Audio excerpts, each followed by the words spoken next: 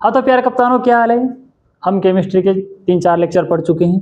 आज हमारा 5वां लेक्चर। नॉर्मलता क्या होती है, विलयन क्या होता है, कैसे बनता है, उसकी कैसे कैसे हम उसकी सांद्रता निकालते हैं, ये मैं आपको पिछली कक्षा में पढ़ा चुका हूँ। आज हम शुरू कर रहे हैं मोलरता से। तो चलिए शुरू करते हैं।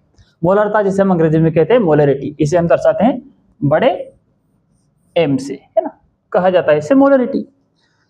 तो नॉर्मलता द्रव्यमान प्रतिशत, आयतन प्रतिशत, पीपीएम, ग्राम पर लीटर, ये सब पढ़ा। तो इसका क्या मतलब था कि जो टोटल आयतन या द्रव्यमान दे रखा है उसमें विलय की मात्रा कितनी है, द्रव्यमान या आयतन में। नॉर्मलता में भी हमने यही देखा कि टोटल जो विलयन है उसमें उसकी किसी भी आयतन की, द्रव्यमान की, या उसके मोल की संख्या, या उसके तुल्यांक भार की संख्या, अणु भार की संख्या, फलाना ढिमका कुछ भी हो।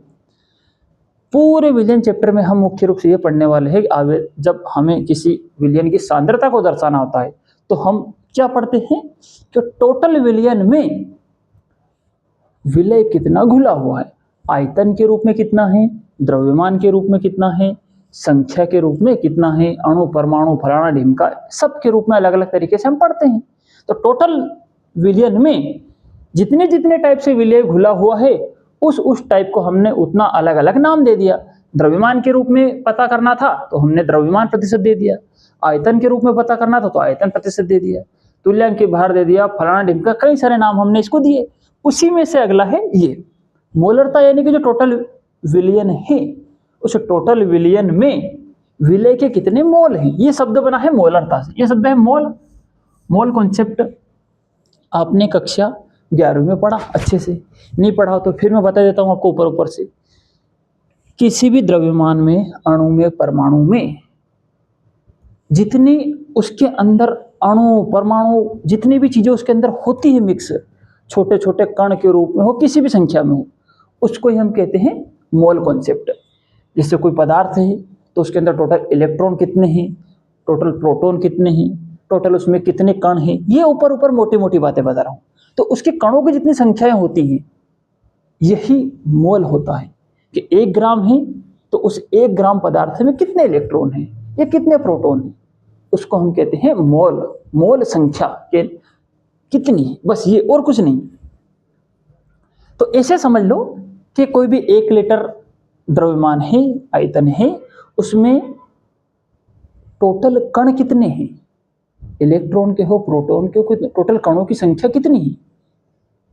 तो मान लो 100 संख्या है तो 100 को हमने नाम दिया था 1 मोल, तो 200 होगी तो 2 मोल हो जाएगा, 300 संख्या होगी कणों की, इलेक्ट्रॉनों की, तो 300 मोल हो जाएगा।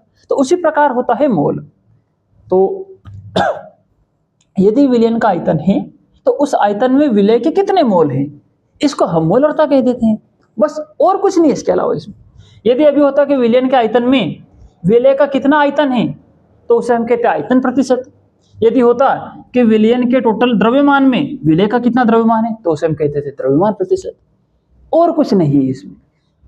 पूरे के पूरे जो सांद्रता व्यक्त करने का सिस्टम है उसमें बस ये पता करना है कि टोटल विलयन में विलय कितना है, मात्रा में, ग्राम में, द्रव्यमान में, संख्या में, फलाना में, ढिंका में, कुछ में भी हो, ये मतलब है वो, इसके अलावा और कुछ नहीं है इसमें। तो मोलरता शब्द बना है मोल से, तो सीधा सीधा मतलब निकालो कि टोटल विलयन का जो आयतन है या विलयन का जो टोटल आयतन है उस आयतन में विलय के कितने मोलों की संख्या है। मोल असल में संख्या को दर्शाता है, नंबर को दर्शाता है ना। बताऊंगा मैं आपको कि एक मोल में कितना क्या अणु परमाणु होते हैं ना। अभी इसको समझो। तो यदि 1 लीटर ले लो, 10 लीटर ले लो, 100 लीटर ले लो, क्या फर्क पड़ता है।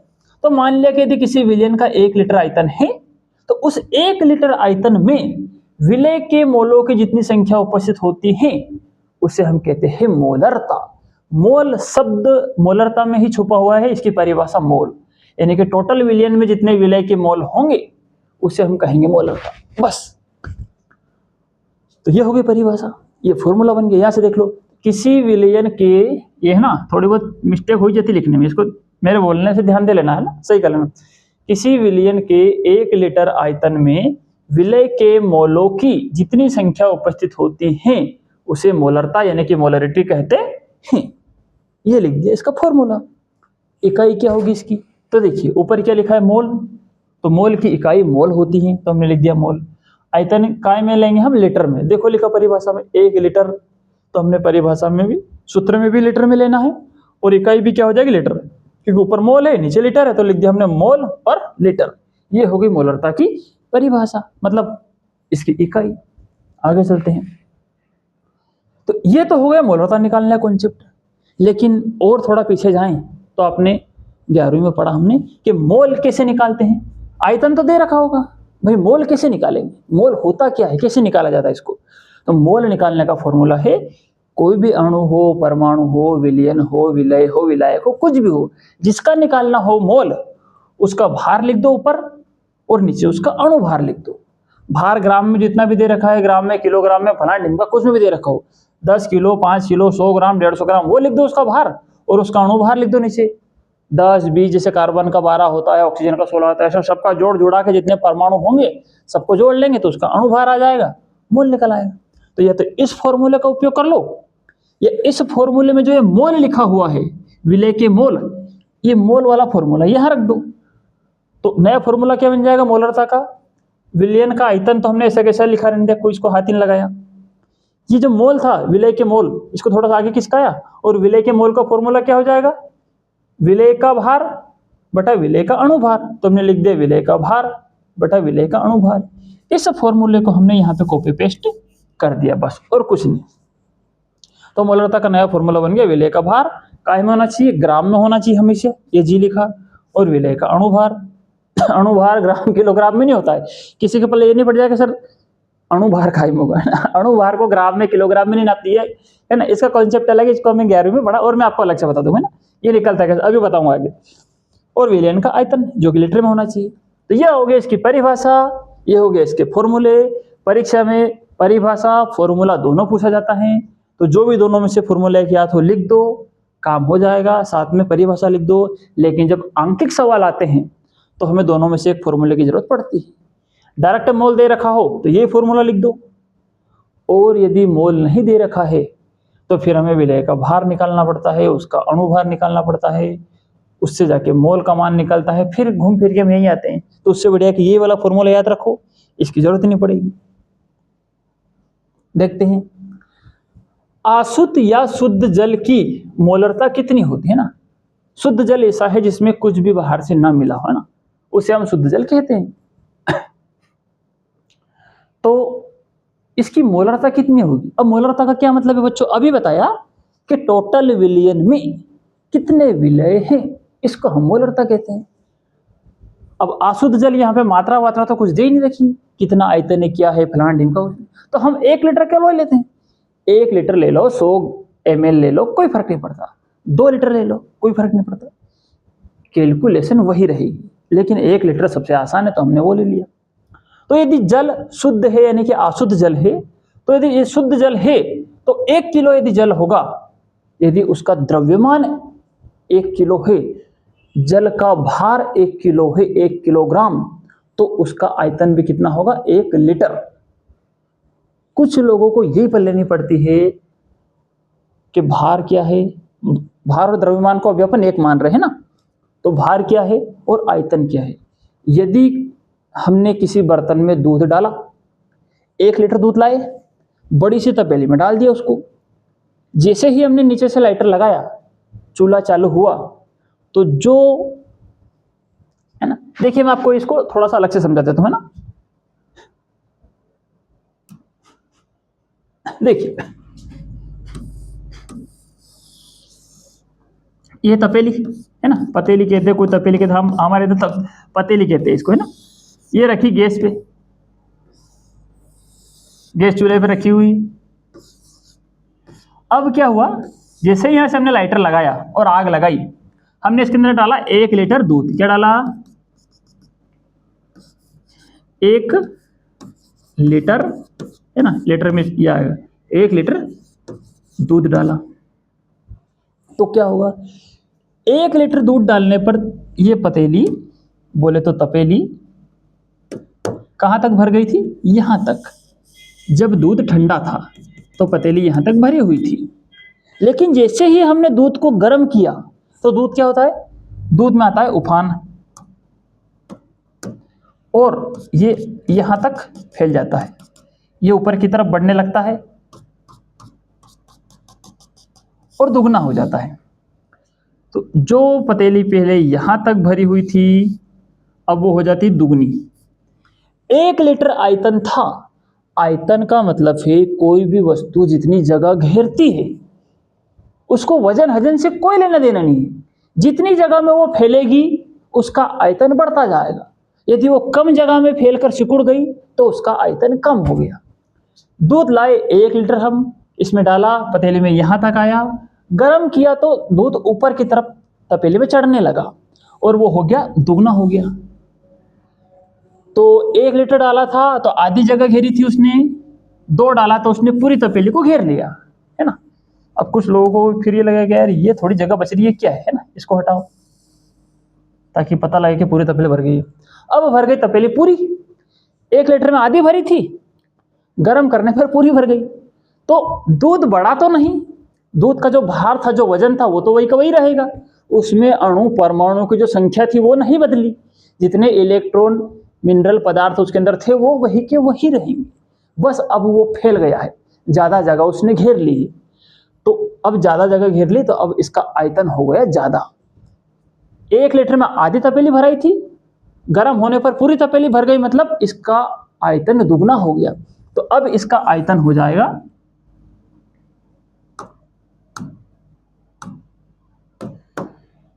2 लीटर है। कितना हो गया? 2 लीटर।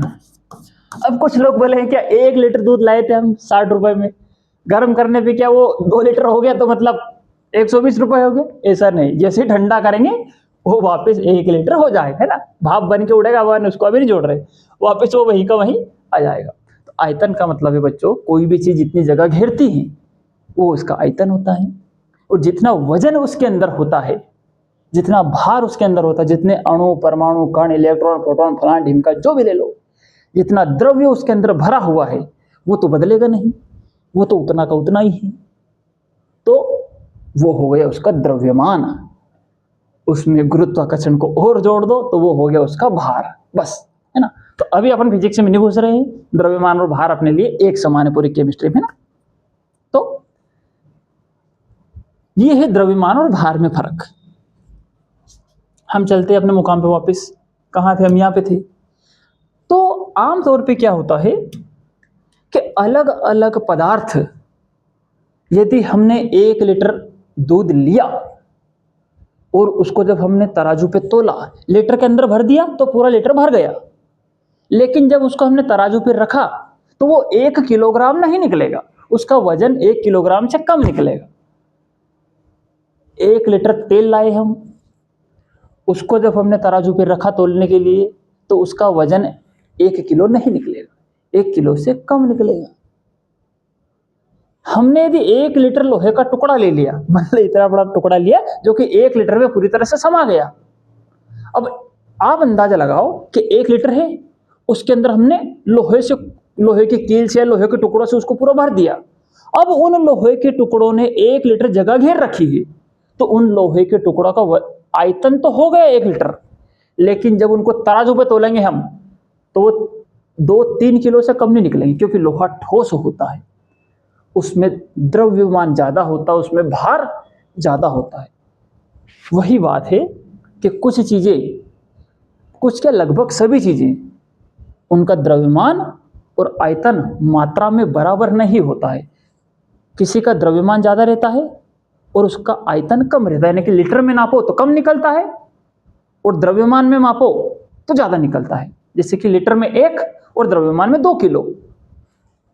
कुछ लीटर में 2 लीटर है तो द्रव्यमान में वो निकलती सिर्फ आधो किलो, ऐसा होता है। जैसे कि रुई हमने एक डब्बे में भरी, पूरा डब्बा दबा दबा के भर दिया, 5 लीटर जगह उसने घेर ली, ताकड़ी पे रखा तराजू पे तो पता चला कि इसका वजन तो आधा किलो भी नहीं है, यानी कि उसका द्रव्यमान कम है। ये बात है।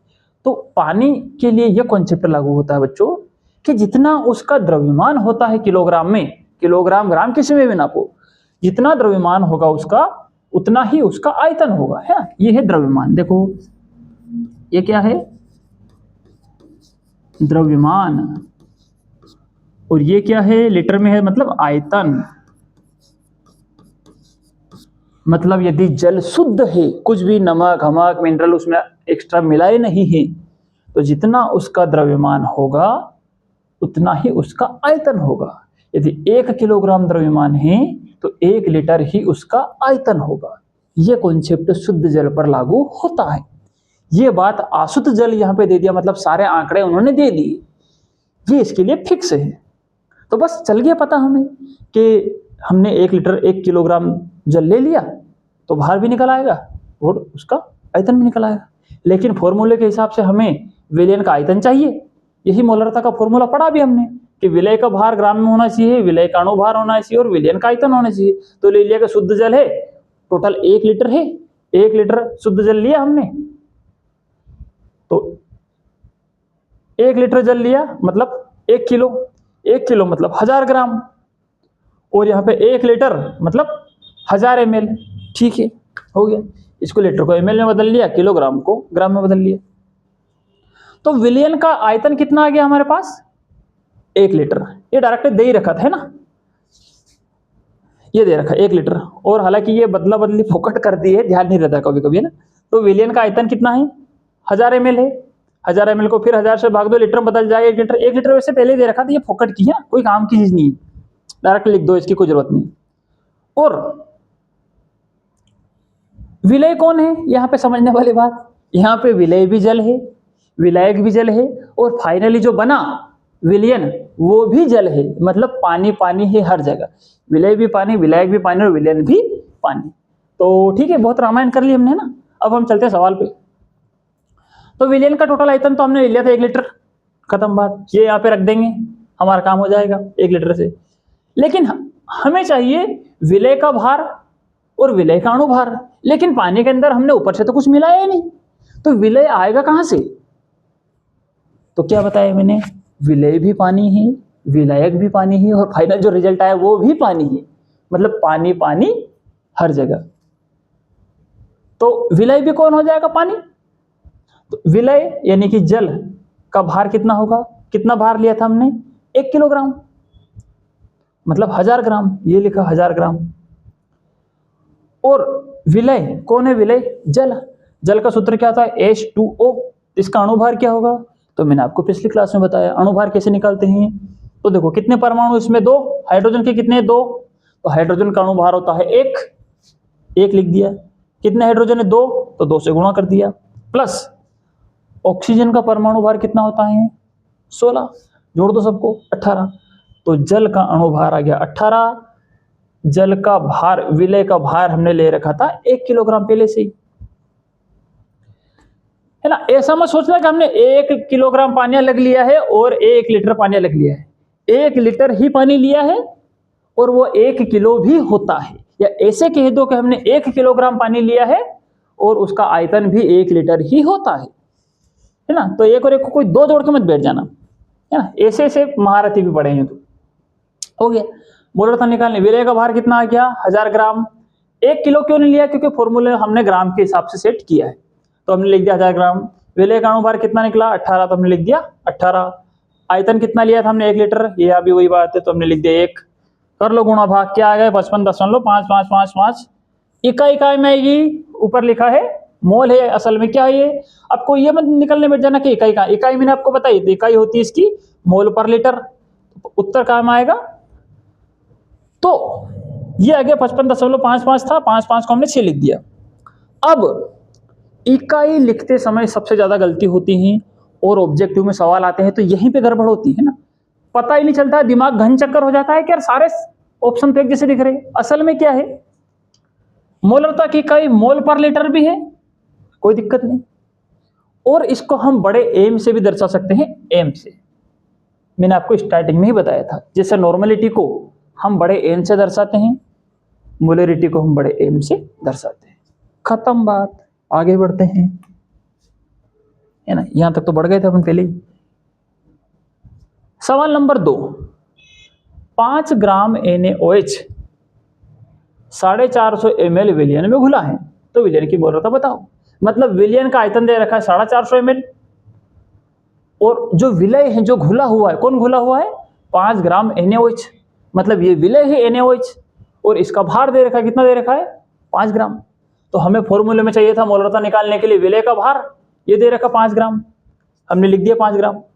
हमें चाहिए था विलयन का आयतन, ये दे रखा 450 में, लेकिन आयतन हमें लीटर में चाहिए। तो 450 को विलयन का आयतन 450 दे रखा है, 450 को 1000 से भाग दिया, लीटर में बदल जाएगा वहीं पे वो, और ये 45/5 हो गया, 45/100। तो विलयन का आयतन हमने यहाँ से उठा के यहाँ पे चिपका दिया, ये हो गया।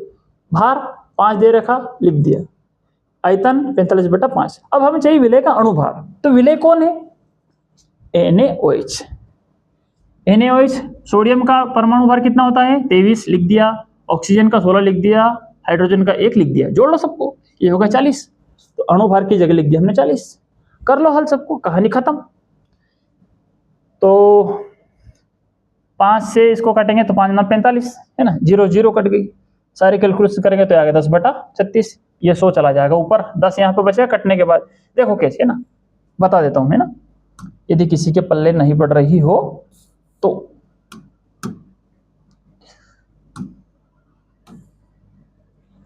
देखो 1 0 से 1 0 गई, A/B/C, C को ऊपर लाए, 10 को हम, 10 को ऊपर मत लाओ यार, गर्भ, ये मैंने शॉर्टकट लिख दिया है, इसको मैं अलग करके दिखा देता हूं आपको। यहां पे देखो कैसे आएगा ये, 5/40/45/100। तो सबसे बढ़िया तरीका है, इसको 1 0 से 1 0 गई, 2 से काटा, 2 दूनी 4, 2 पंजे 10, है ना। फिर 5 से इसको काटा, 5 नाम 45, 9 को ऊपर ले गए तो ये हो जाएगा 5 गुणा 9 बटे में कौन है 2, तो ये है 5 नाम 45/2। इसमें जब इसमें हम भाग देंगे, है ना, कुछ गड़बड़ हो गई यार कहीं, है ना, लग तो ऐसा ही रहा है, ये तो सब उल्टा पुल्टा हो गया। फिर से देखते हैं हम इसको कहाँ गड़बड़ हुई है, कैलकुलेट करके।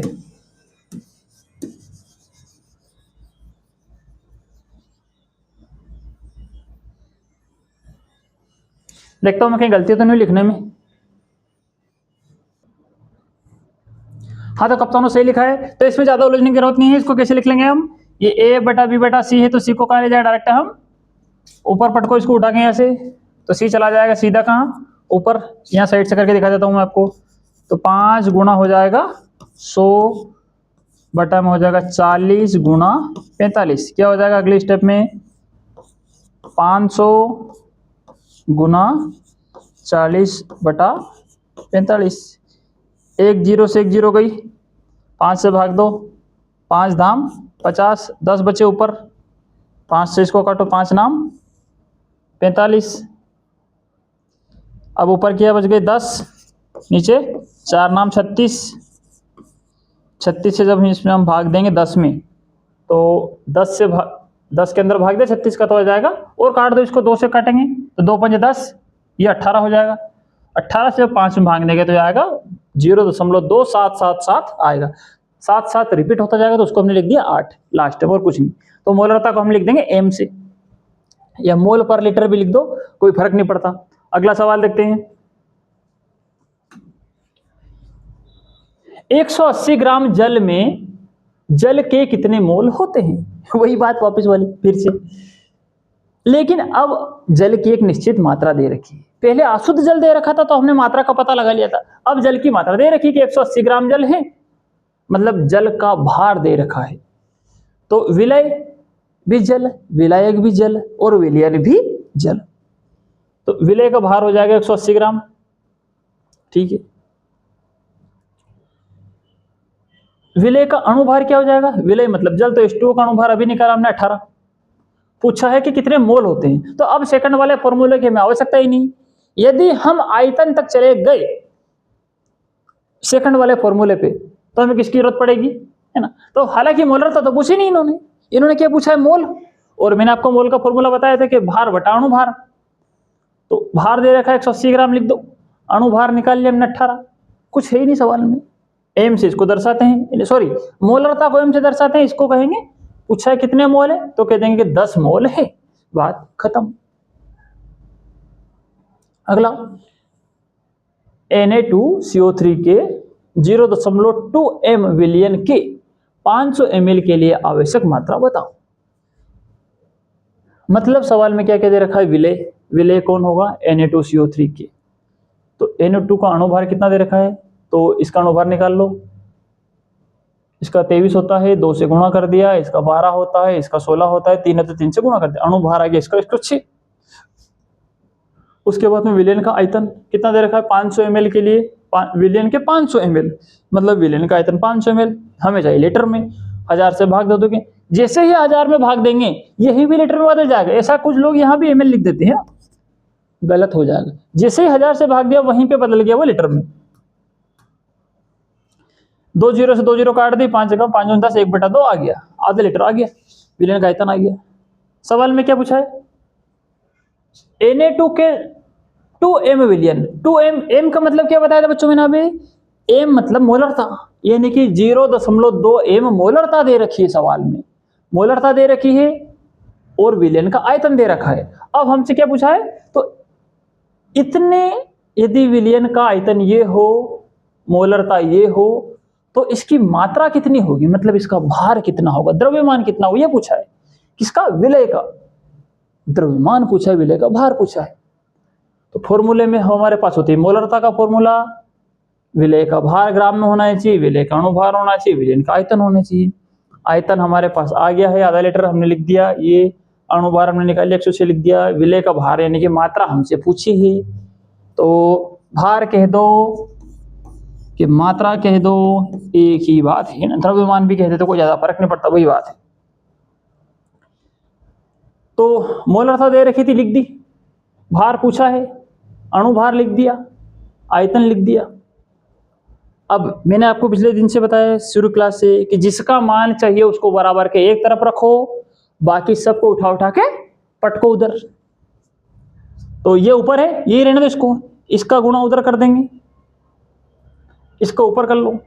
तो पहले तो इसको ये काट लो, आसान हो जाए। 2 से भाग 106 में देंगे तो आ जाएगा 53 इधर भाग में, उधर जाके हो जाए गुणा में, तो इसके गुणा में लिख दिया इसको, तो ये गुणा में आ गया। इधर बच गया विलयन का, विलय का भार लिख दिया, विलय के भार को इधर लिख दिया, इनका दोनों का गुणा किया तो कितना आएगा, 10.6 ग्राम विलय का भार। क्योंकि हमारे फॉर्मूले में भी ग्राम में ही, इसी फॉर्मूले से निकाला है हमने, तो उत्तर भी हम ग्राम में लिखेंगे। यदि विलयन का आयतन ये दे दे, ये दे दे, ये दे दे और पूछे कि विलयन का आयतन बताओ, तो आयतन का जो उत्तर आएगा वो काय में आएगा, लीटर में लिखना है, इस बात का ध्यान रहे। अगला सवाल देखिए, यदि 1000 ग्राम विलायक में 18 ग्राम ग्लूकोज विलय है तो विलयन की मोलरता बताओ। अब मामला उलझ गया है। देखिए पहले तो क्या देखा है, 1000 ग्राम विलायक दे रखा है, तो विलायक कौन है, पानी दे रखा है ना, कहीं नहीं दे रखा है क्या, हाँ लिखा नहीं अब है ना, ठीक है, मतलब पानी है। तो विलायक का भार कितना दे रखा है,